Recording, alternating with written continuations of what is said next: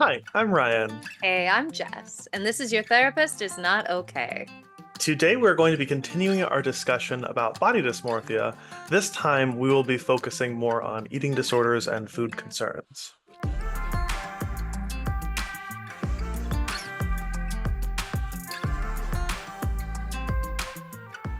Before we get started, we really wanted to say a huge thank you to everybody who's been following us and engaging with our podcast. Thank you. If you haven't already, please follow us on Instagram at Your Therapist is Not Okay. We have some awesome content on there, and we love when you guys engage with our socials and ask us questions. Tell your friends and share it on your stories if you want. All of these things just help us grow, and it's a really cool way of us being able to reach more people and break the stigma on mental health.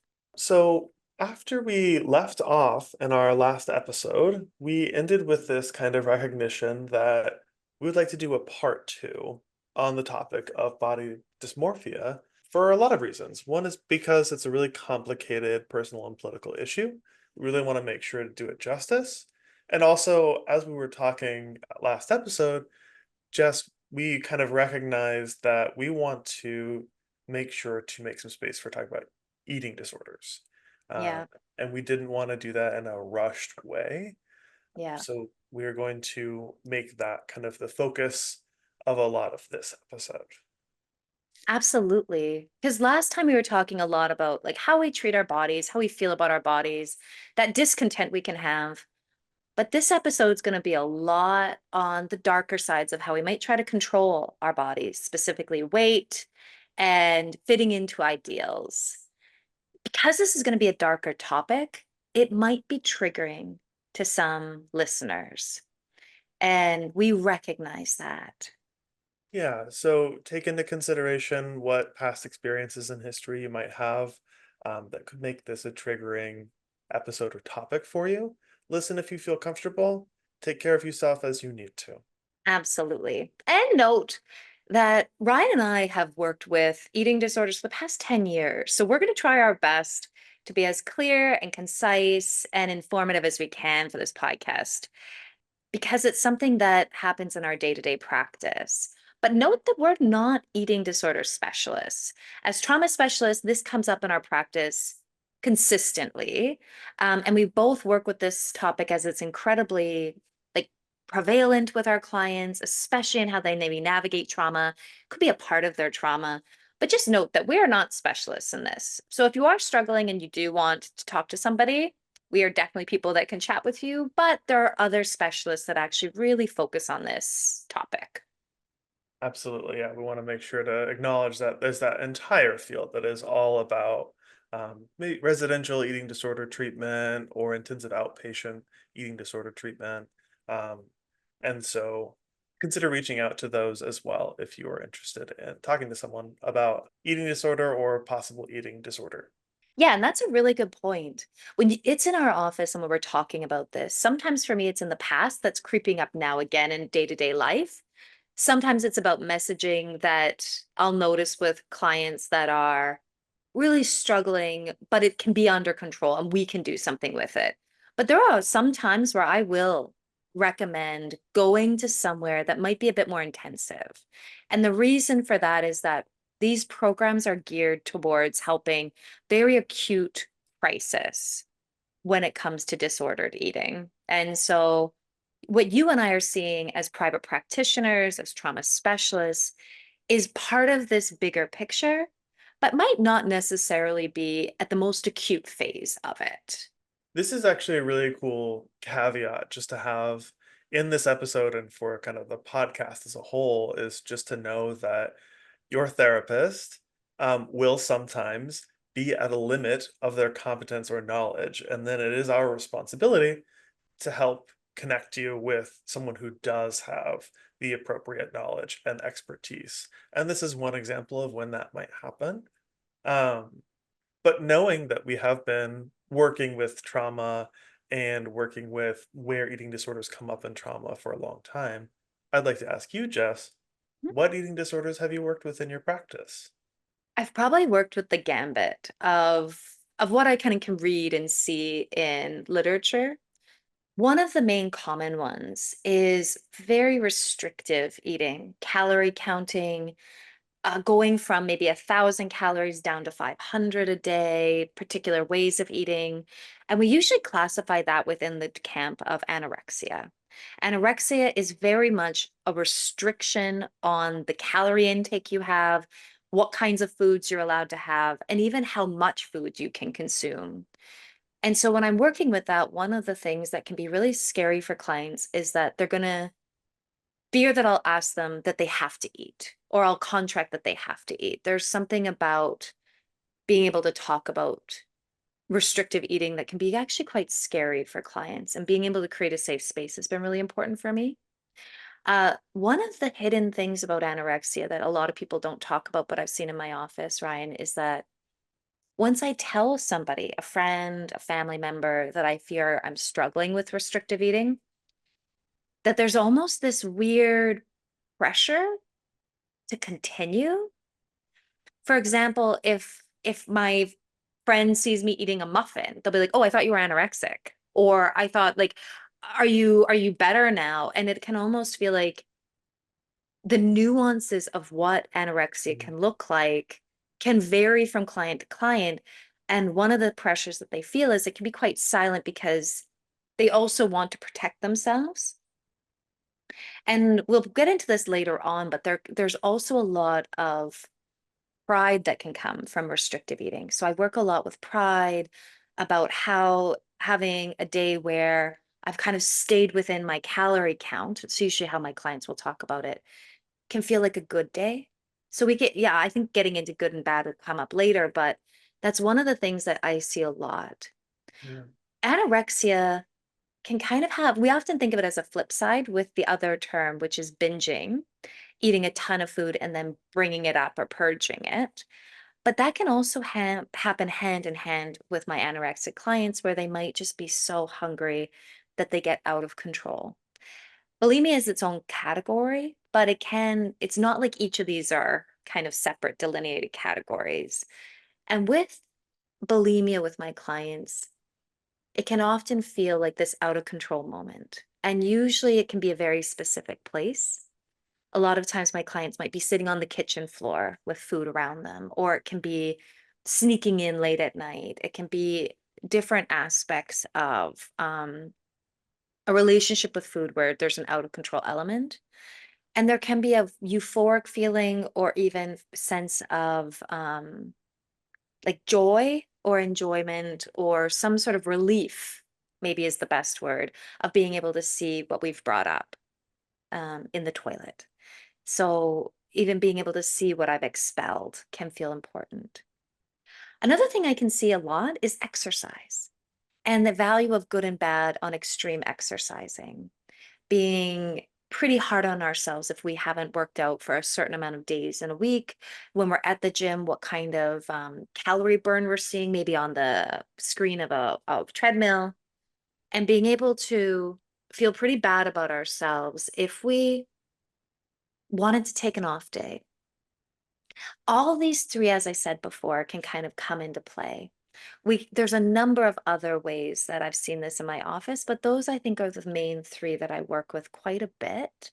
Mm. And as I said before, and I'll repeat again, is they can often come hand in hand. All three can kind of flow in together.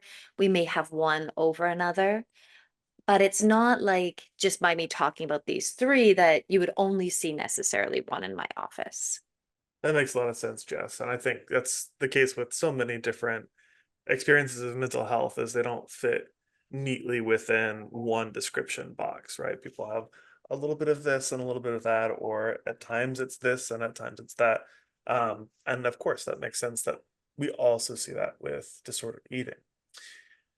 Um, Thinking about bulimia, there's a couple things that I like to share with clients or just people when I'm talking about what this might look like. Um, One thing that I learned a long time ago about bulimia is that typically people who are in that binge purge cycle, there's not a big change overall in their body shape. They'll kind of maintain a relatively normal weight because there's the binging and there's the purging. So it ends up kind of leveling out in terms of weight. Um, which is, one of the extremely frustrating parts of that experience is that that comes in direct conflict with some of the goals. But what we're also seeing with that is this cycle that you kind of named, Jess, of like guilt or shame and relief. And Mm, it keeps kind of going through that cycle.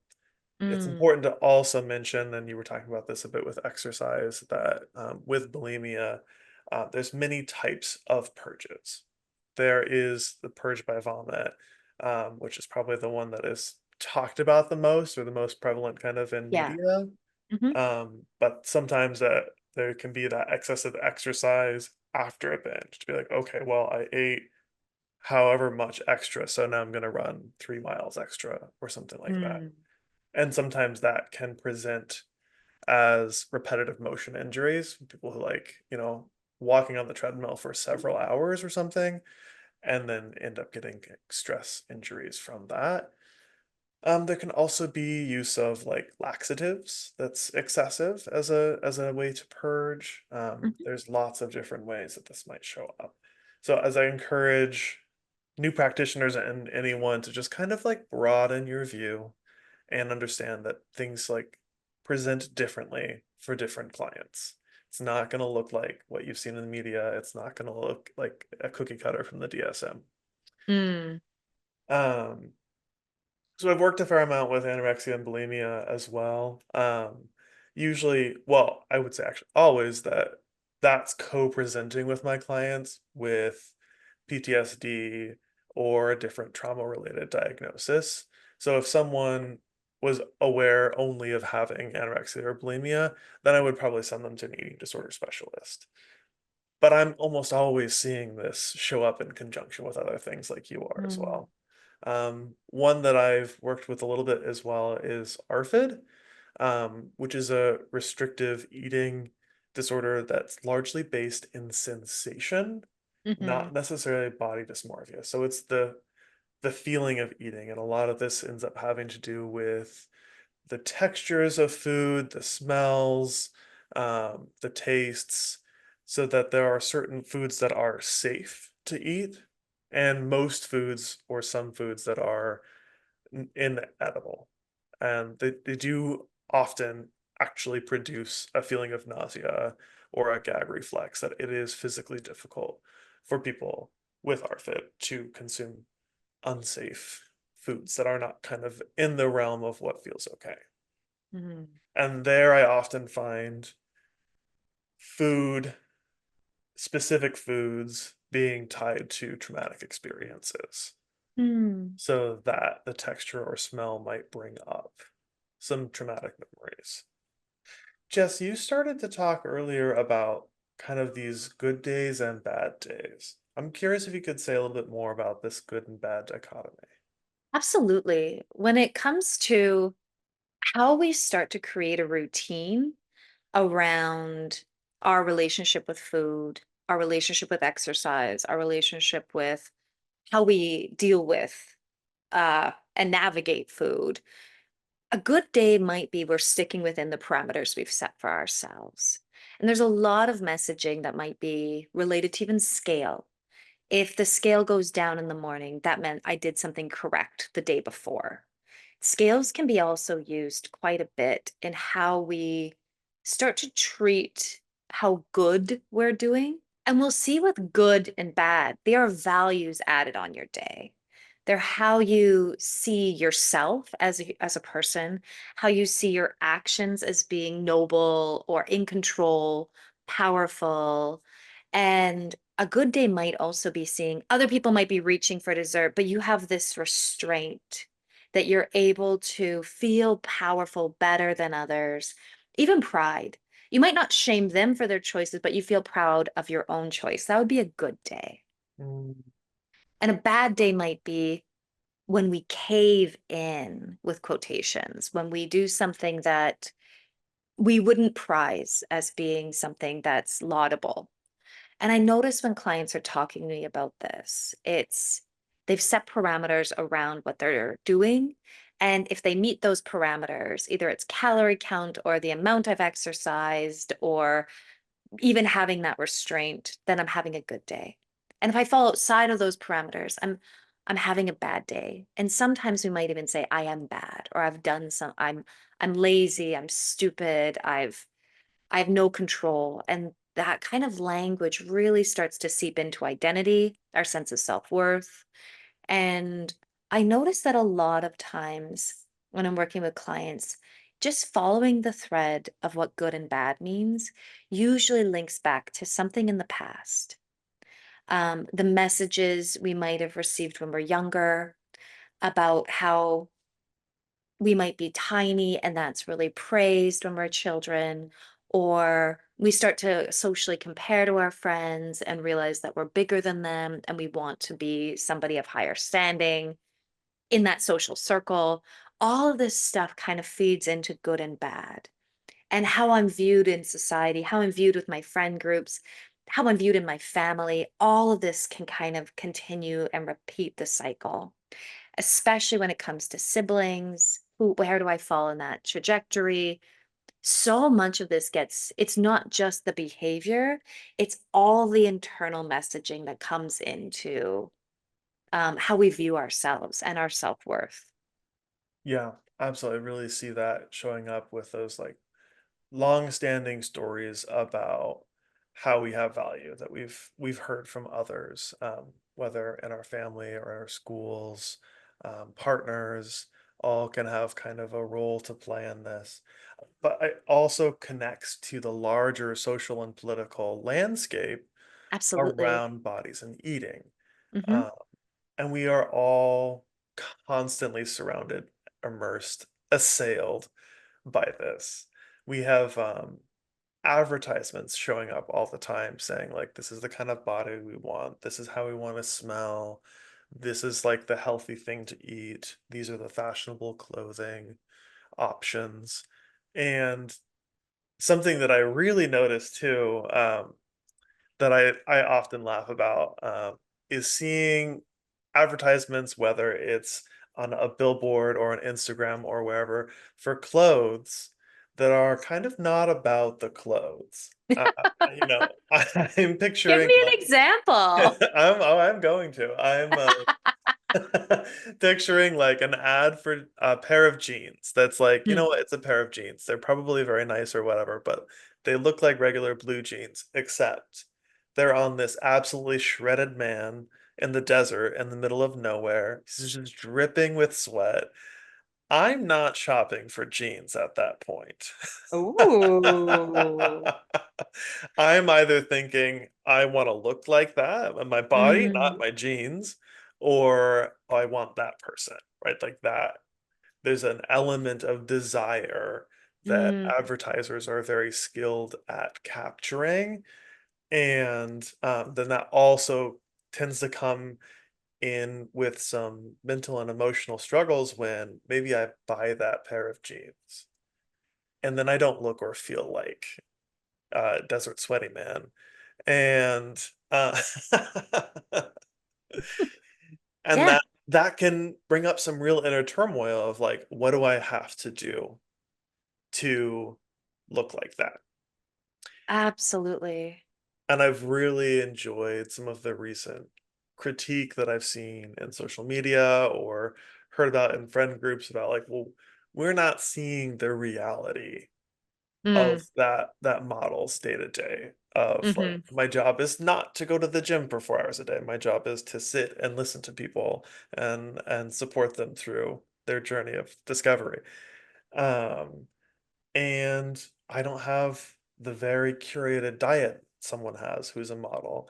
And oftentimes in those photo shoots, the models have not been eating or Hmm. even drinking water to, make their muscle tone stand out more or something like that. But it's not necessarily a healthy thing in every case.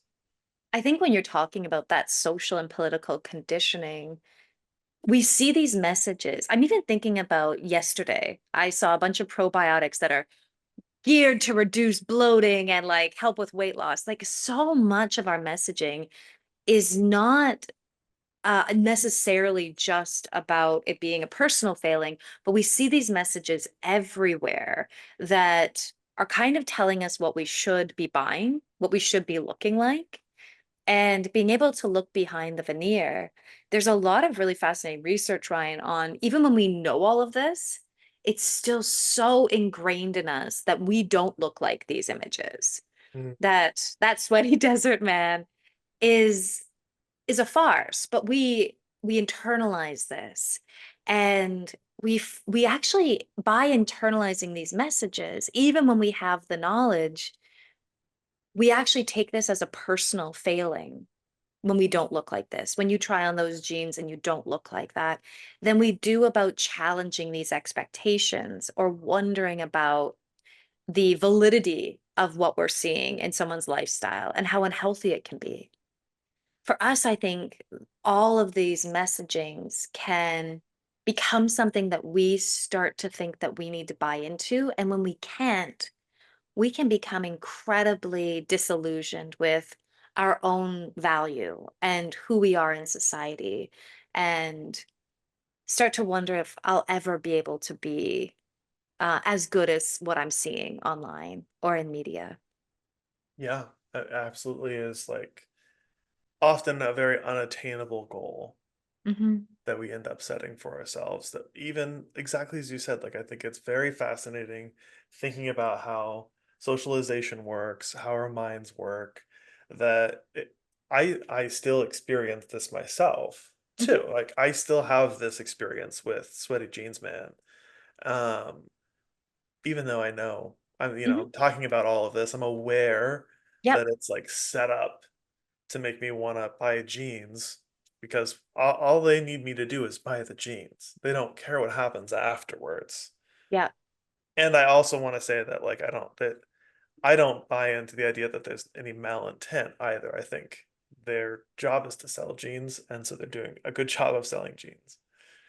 Yeah, and they know how to. They know Right. what's going to get us to sell. And the downside about that is, how do we actually change our bodies to fit clothing? A lot of times with clients, actually, this is where disordered eating can actually start with, is the jeans that I could wear last year, I don't fit into this year. Instead Hmm. of getting new jeans or thinking, oh, okay, I'm a different size now, how do I fit back into them? So the very clothes that we might have owned in the past, we now are changing our bodies to fit back into. And we'll do that with diet and yo-yo dieting. And we'll do it with going to the gym and exercising a lot more. And if I sound like I'm above this, I am not above this. One thing that also comes with social expectation, I think, is social conditioning. And I'm curious about your opinion on this. But I notice personally with myself, when I might see a neighbor, they'll compliment, maybe like, "Oh, Jess, have you lost weight? You're looking fantastic." And often I'll laugh. I'm like, "I haven't lost weight. Do I just seem like bigger in your mind?" But it's an interesting first compliment for people.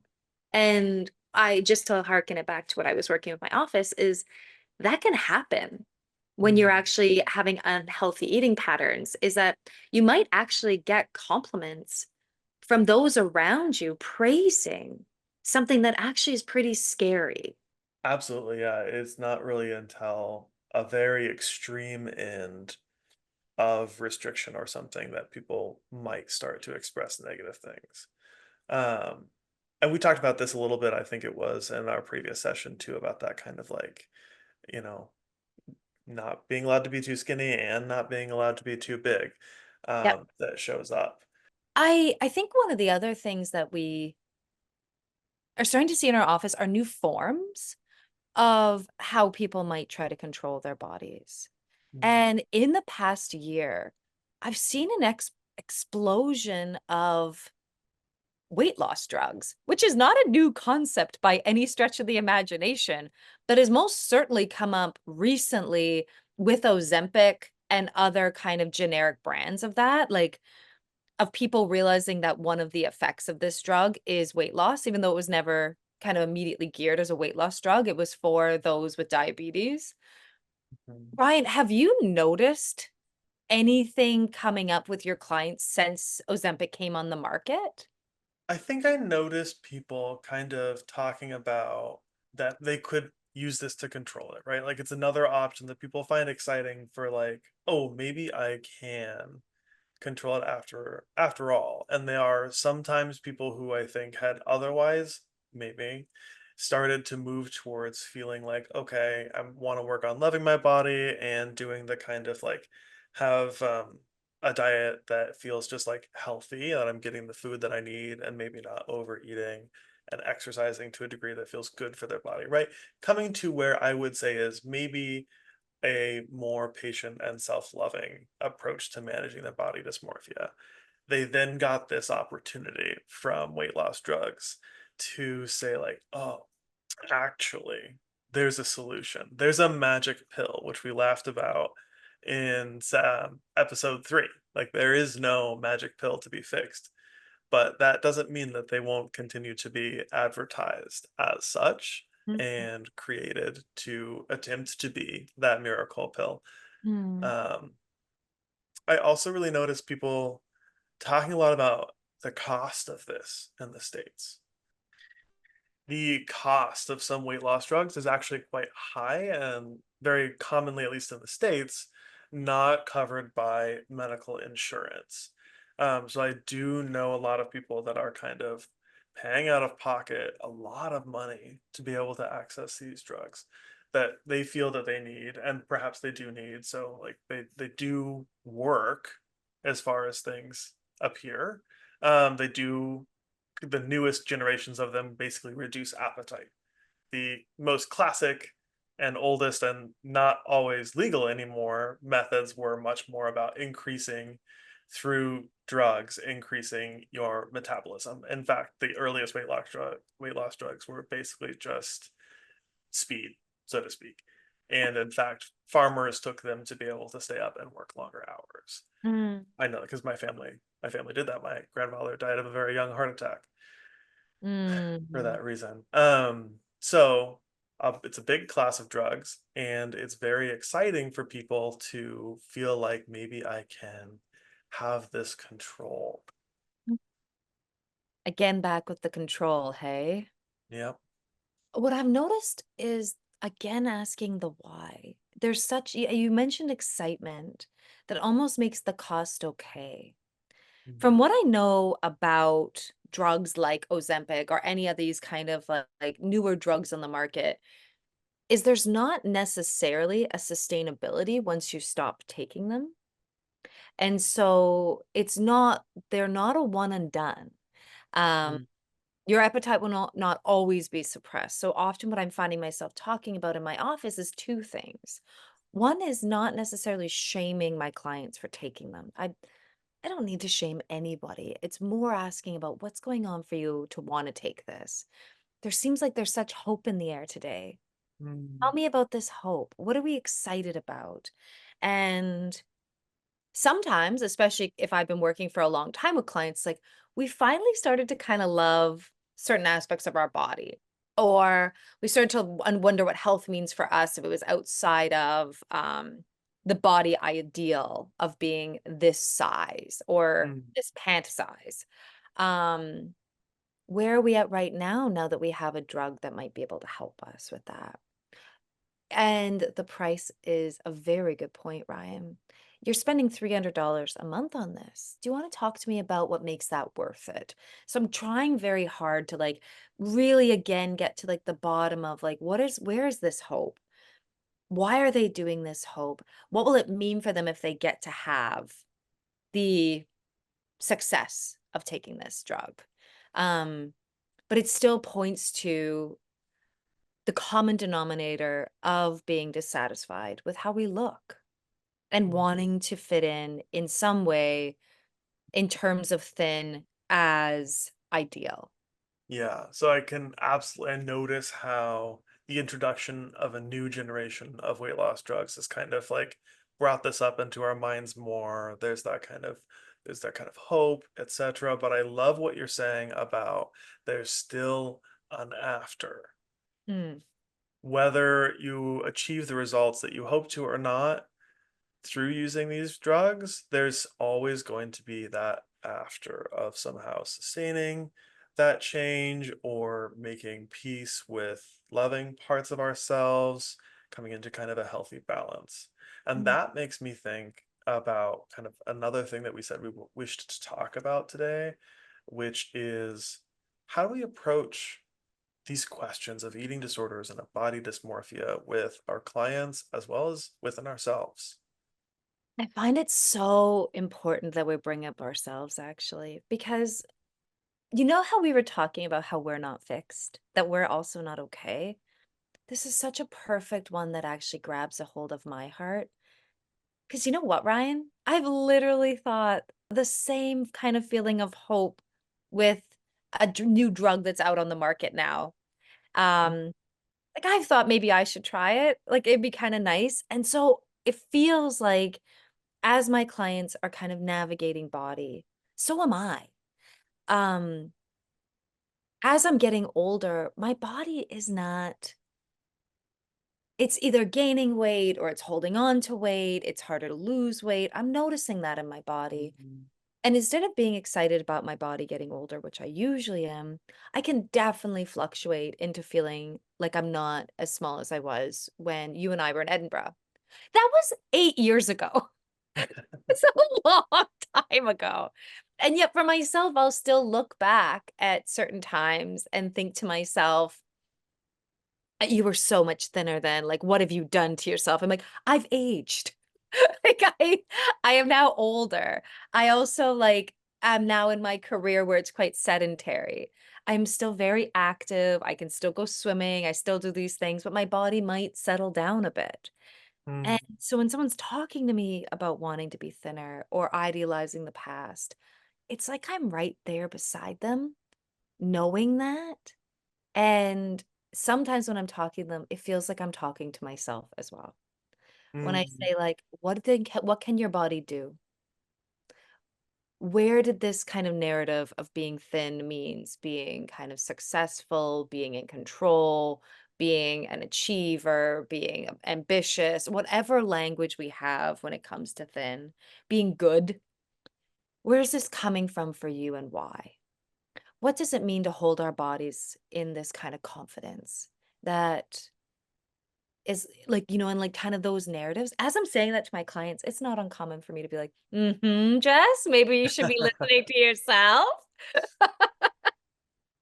So I think for myself, like, there's so many times when I look in the mirror, I'm thinking about like what's not good enough about myself.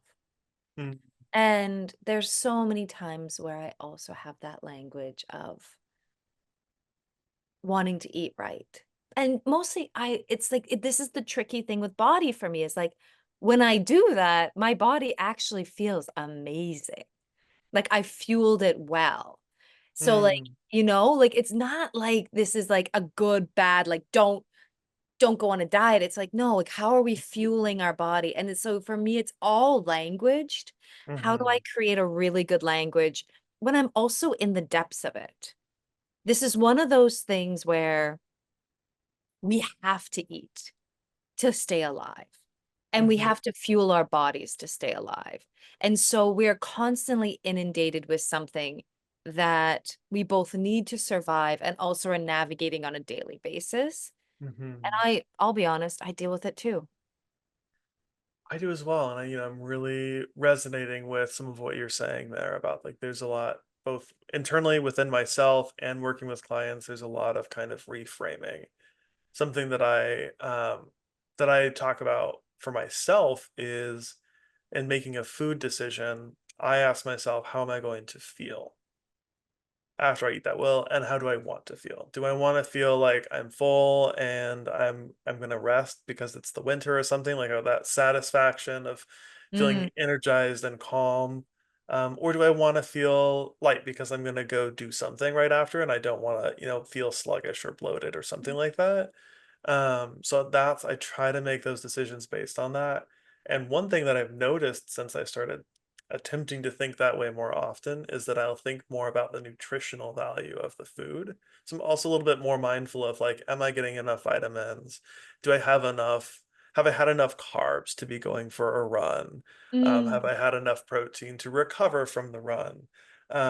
So kind of thinking about some of those things being really important while also, especially working with myself definitely, and also working with clients, thinking Mm, about those harmful assumptions that are kind of lurking often under the surface when it comes to weight loss or body change. mhm, Um, Another thing that I notice very much in my practice and in my personal life is something you were kind of naming of this resistance to change. mhm, Things are always changing all around us and with us. There's mm, this constant fluctuation. And anyone who has, and I have experienced this, kind of been in the place of like weighing themselves or checking their BMI many times, sometimes mm, several times a day when yeah, I've, been in a bad place. mm, Your weight fluctuates constantly. How much water did you drink? Have you eaten? Did you go to the restroom? mm, There's all these different factors. So our weight is actually in constant flux, constant flux. And sometimes on a larger scale than that day to day as well. How mm, stressed are you at work? How are things going in your relationships? Did you have to start a new medication that happens to impact your weight, even though that's not what it's about? Have you? I hear that a lot with mental health medications. That comes up a lot with antidepressants and anti-anxiety medications with clients. Um, and then also really other big life transitions that might cause that. I know for myself, and it helps me to know and anticipate caring for myself when I move. When I mm, move to especially a new city or something, yeah, I just know I'm going to gain weight. I think mm, because my one of my go-to comforts is eating. And so if everyone and everything is unfamiliar, I'm going to seek that very basic, I would say primal comfort and satisfaction.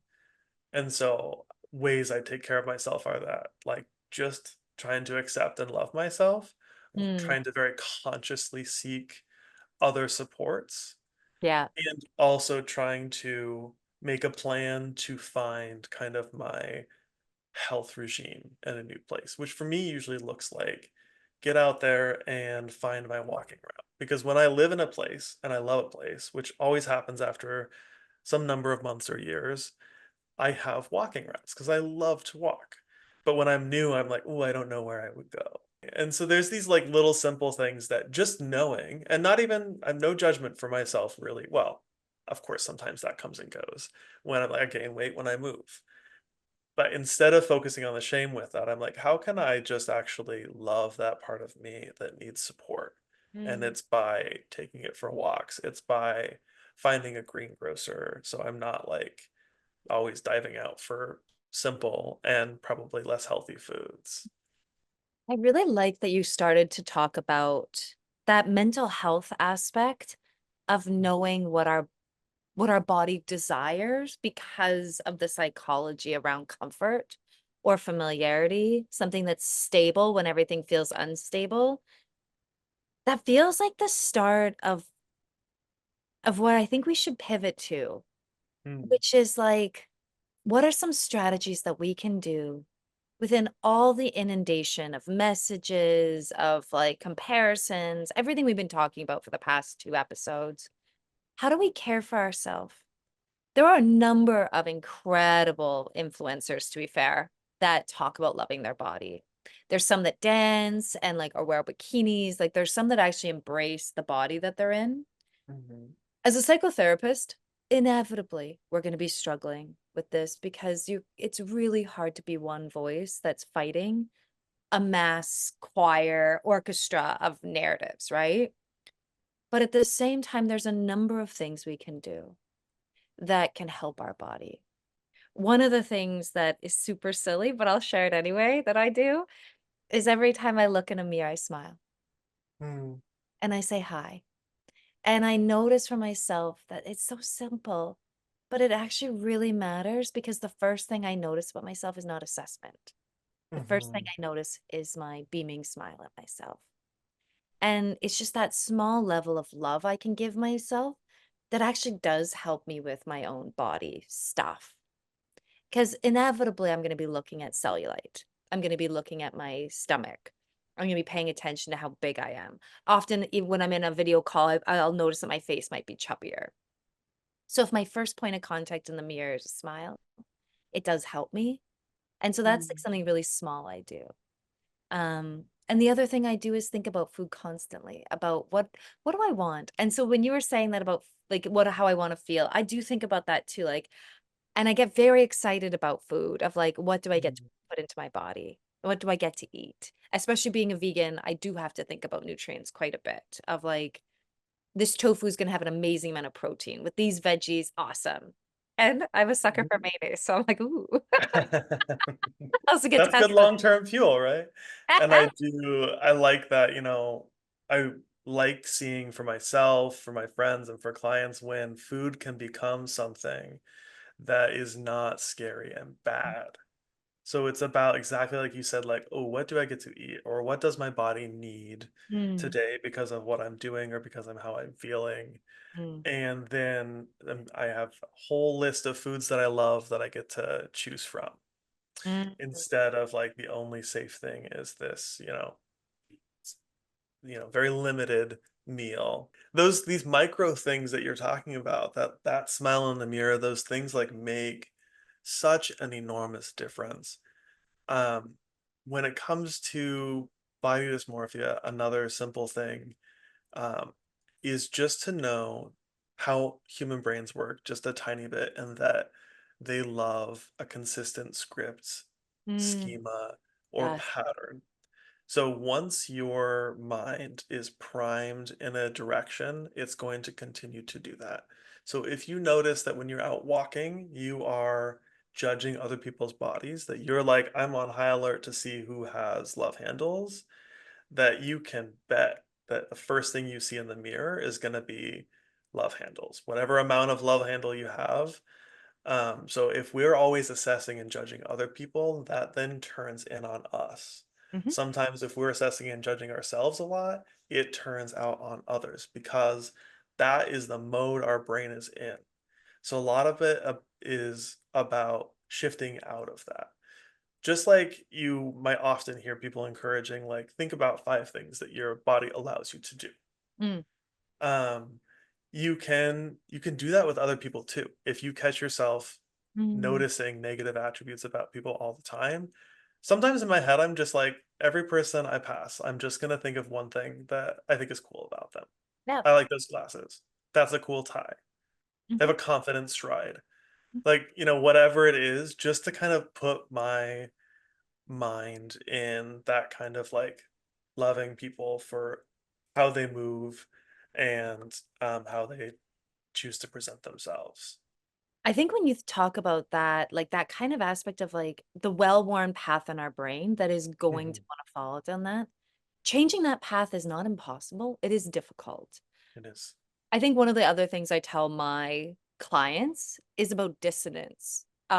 Mhm. It is not uncommon for me to see a woman who might be a couple sizes or more bigger than myself and be like, "Damn, girl, look at that." Like those curves. Like I might be Mm. much more generous to a body that I don't have than I would my own.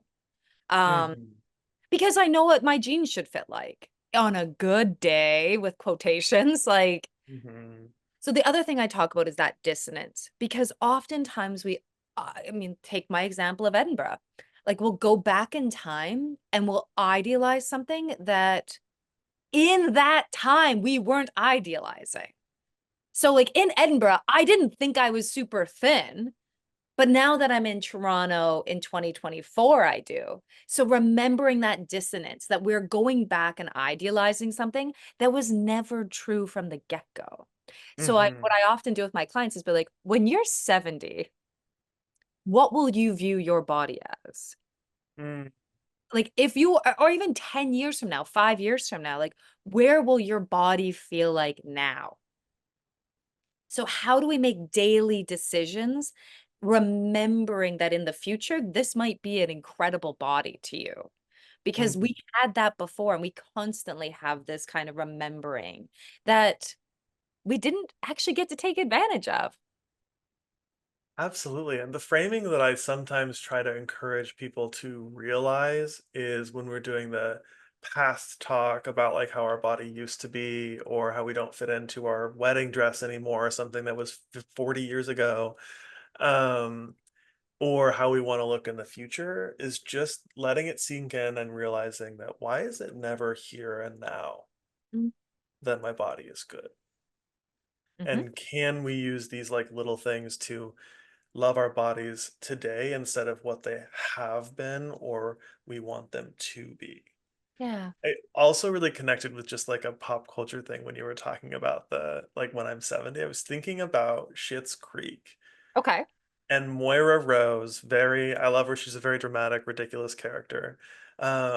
And she gets really upset because she can't find any leaked nudes of her online. She's an actress in the show.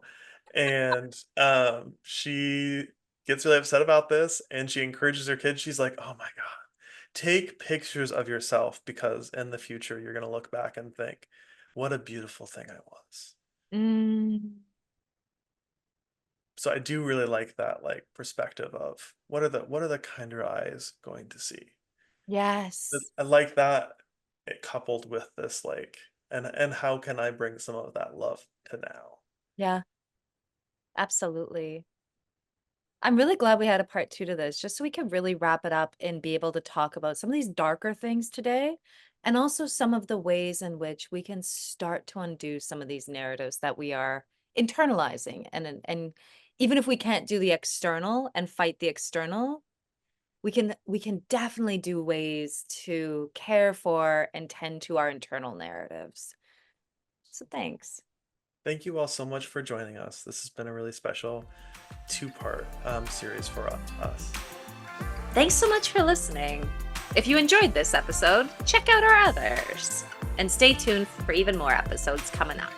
Follow us and leave a review on Spotify or wherever you listen to your podcasts. And please tell your friends. You can also follow us on Instagram too, at Your Therapist Is Not Okay. Also, if you have any questions that you want us to answer, send us a DM there. We would love to answer your questions. And a lot of our topics come from listeners just like you.